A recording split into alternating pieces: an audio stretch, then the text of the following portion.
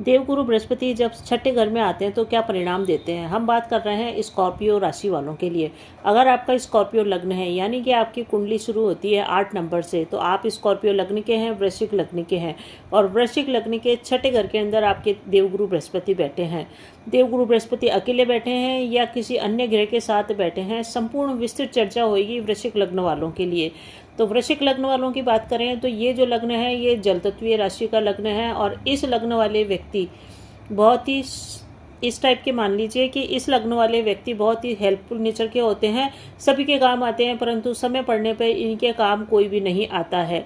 देवगुरु बृहस्पति का वृश्चिक लग्न के छठे घर में बैठना, यानी कि छठा घर जो कि हमारे रोगों का है, ऋण का है, शत्रुओं का है, हमारे डेली रूटीन का भी यही घर है, और हमारी सरकारी नौकरी का भी यही घर है। यहाँ पे सरकारी नौकरी और कंपटीशन भी यहीं से देखते हैं। यहाँ पे देवगुरु बृहस्पति का बैठना, यानी कि छठे स्थान पे मेष राशि के अंदर देवगुरु बृहस्पति का बैठना, और मेष राशि देवगुरु बृहस्पति की मित्र की राशि है, और ये मंगल की राशि है। मंगल और देवगुरु बृहस्पति में मित्रता है, मंगल से ग्रहों में सेनापति का दर्जा प्राप्त है, और देवगुरु बृहस्पति सभी के देवगुरु बनते हैं, गुरुदेव बनते हैं, तो सेनापति और गुरु की मित्रता रहती है। बृहस्पति आपकी कुंडली के अगर देखें तो आपकी कुंडली के अंदर ये जो मालिक बनते हैं जिस घर के, वो है आपके संतान भाव के मालिक, जहाँ जो 5वां घर है, जहाँ 12 लिखा है उस घर के मालिक बनते हैं। साथ ही साथ जहाँ पे 9 नंबर लिखा है उस घर के भी ये मालिक बनते हैं, यानी कि 2 ग्रहों के मालिक हैं। आपके कुटुंब के मालिक हैं, धन के मालिक हैं, और आपके संतान के और प्रेम के और शिक्षा के मालिक हैं।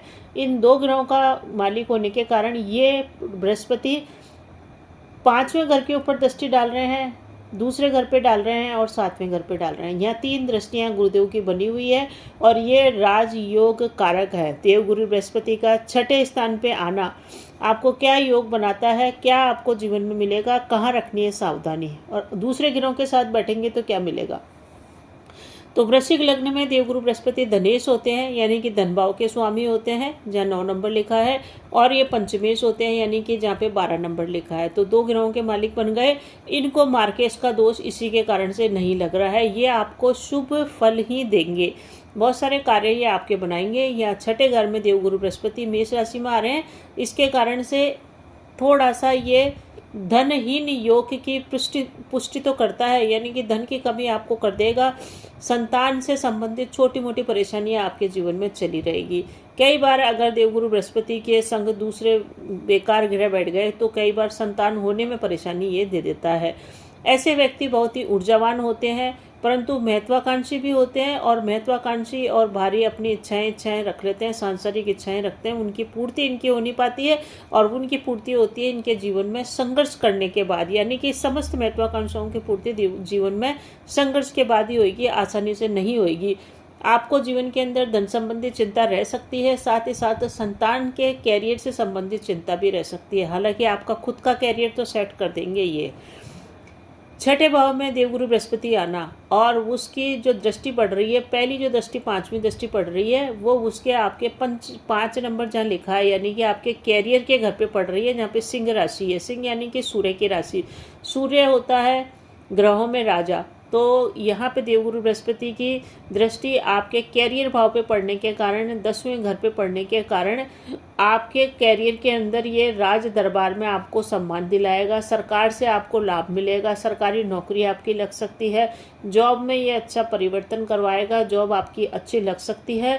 साथ ही साथ राज दरबार में सम्मान, यानी कि सरकार से सम्मान, सरकार से या राजनीति में जहाँ भी आप हैं, सरकार से जहाँ भी आपका कनेक्शन बैठ रहा है, वहाँ आपको पद मान सम्मान प्रतिष्ठा दिलाएगा, या आपको किसी भी कार्यालय का हेड भी ये बना सकता है।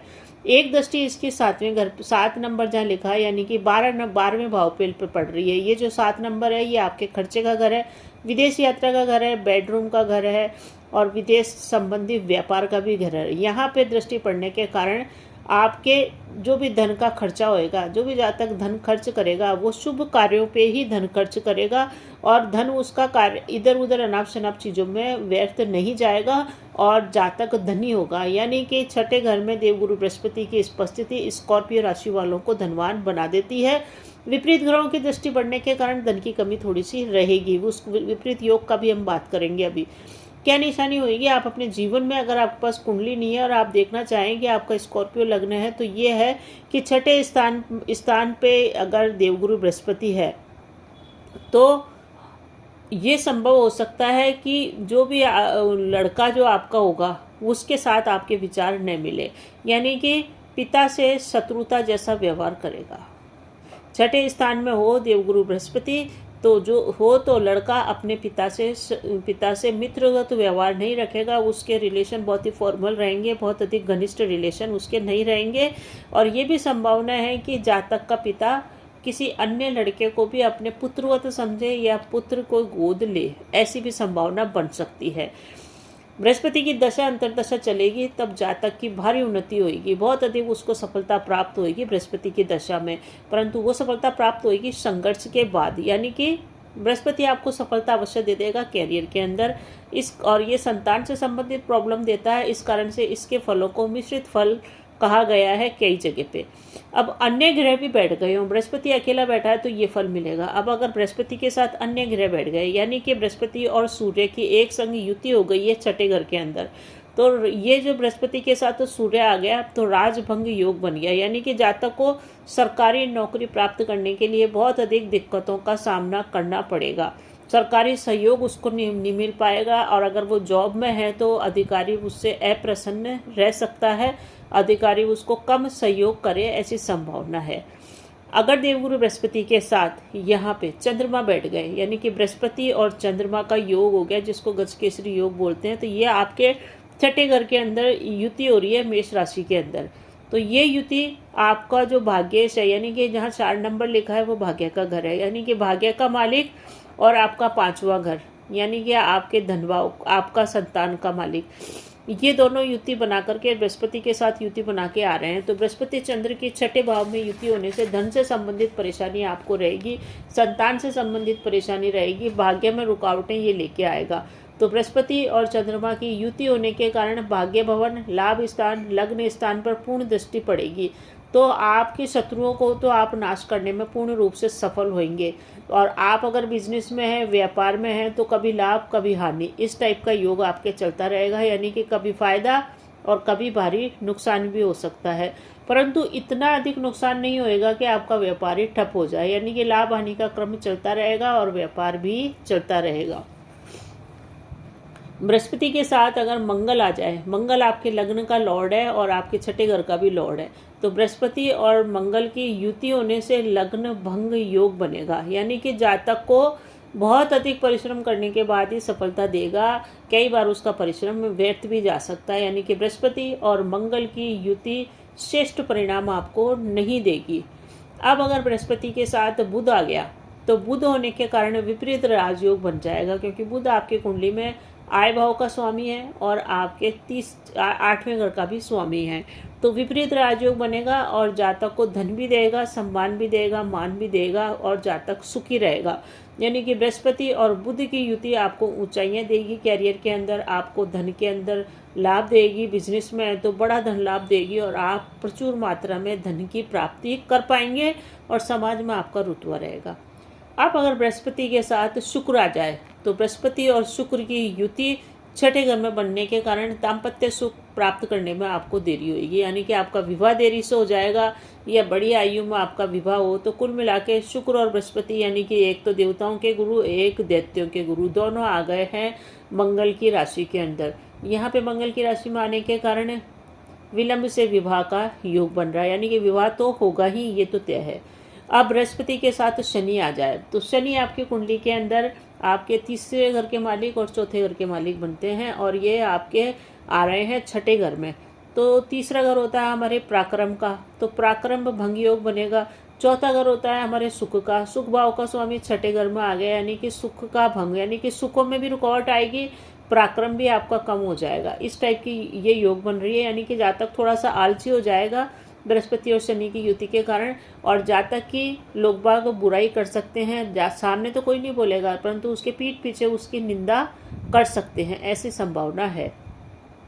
अब अगर बृहस्पति के साथ राहु आ गया, तो बृहस्पति राहु का एक चंडाल योग बन गया।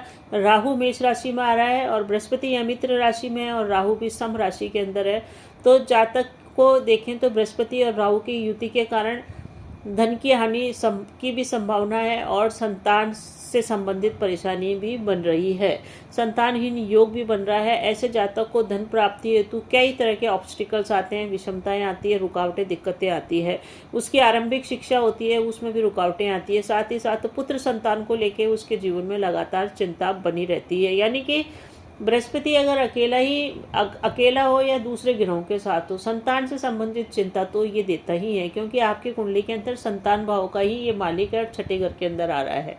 इस कारण से तो संतान की चिंता बृहस्पति देव यहाँ अकेले या दूसरे किसी के संग बैठो देंगे। अगर बृहस्पति के संग केतु आ गया तो केतु विरक्ति का ग्रह है। यहाँ पे बैठने के कारण यानी कि रोग ऋण शत्रु के घर में बृहस्पति के साथ केतु देव विराजमान हो गए। दोनों के बैठने के कारण शत्रुओं का नाश आप अच्छे से कर पाएंगे, शत्रुओं को आप मसल देंगे। तो शत्रु नाश के लिए बहुत ही अच्छी शानदार युति है बृहस्पति के साथ केतु का बैठना। तो बृहस्पति और केतु की स्थिति आपके लिए परिणाम अच्छा देगी। व्यापार में है तो कंपटीशन में आपकी विजय होगी। साथ ही साथ अगर आप कॉम्पिटिटिव एग्जाम देते हैं उसमें भी आपको सफलता मिलेगी। तो ये था वृश्चिक राशि वालों के लिए, वृश्चिक लग्न वालों की संपूर्ण चर्चा गुरु के छठे भाव में स्थिति के आधार पे। अगर आपको मेरा ये प्रयास अच्छा लगता है तो कमेंट कीजिए, शेयर कीजिए और अच्छा लगे ज़्यादा तो सब्सक्राइब कीजिए।